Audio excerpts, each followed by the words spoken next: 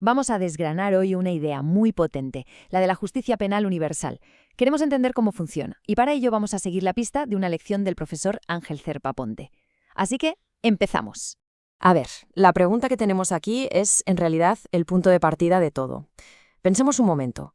¿Qué ocurre cuando un país, por la razón que sea, no puede o directamente no quiere juzgar los crímenes más atroces que se cometen en su territorio?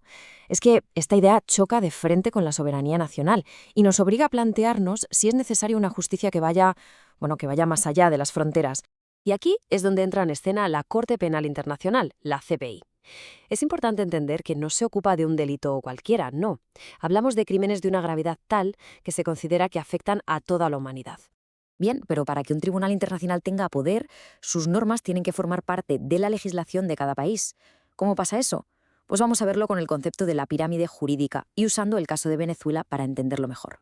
A muchos les sonará la famosa pirámide de Hans Kelsen, esa idea de que la constitución de un país es la ley suprema, lo que está en lo más alto. Pero aquí viene lo realmente interesante en el caso venezolano.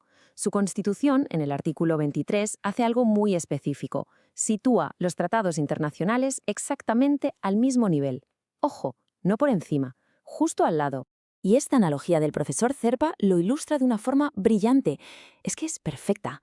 Dice que es como un efecto acordeón. El derecho internacional no se pone por encima de la Constitución, no, sino que la expande, se convierte en parte del tejido legal más importante de la nación, como si lo graparas directamente a ella. Pues bien, el tratado clave del que estamos hablando todo el rato es este, el Estatuto de Roma. Podríamos decir que es el acta de nacimiento, el documento fundacional de la Corte Penal Internacional. Claro, la idea de una corte así, permanente y global, no surgió de un día para otro. Se fue forjando, literalmente, a fuego lento en los conflictos más crueles y brutales del siglo XX. Vamos a ver un poco esa historia. Es que si miramos atrás, la historia nos muestra un ciclo de conflictos terrible. Desde la guerra química de la Primera Guerra Mundial hasta el auge de los totalitarismos, era cada vez más evidente que hacía falta una respuesta global a todo aquello.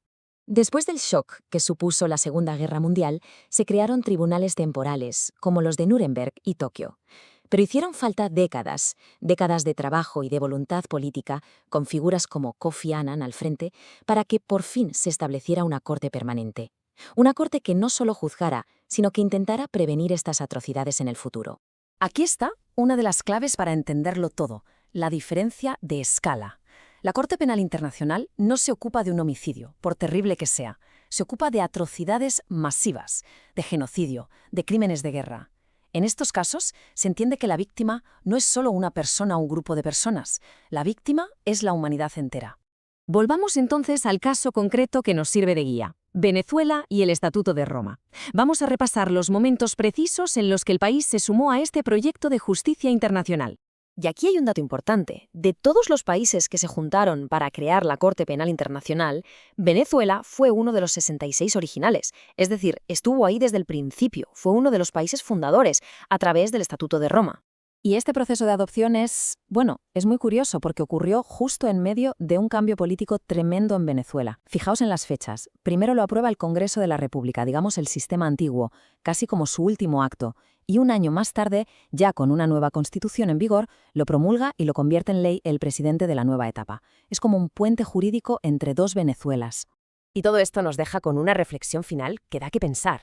La creación misma de la CPI supone un cambio fundamental en cómo entendemos la soberanía.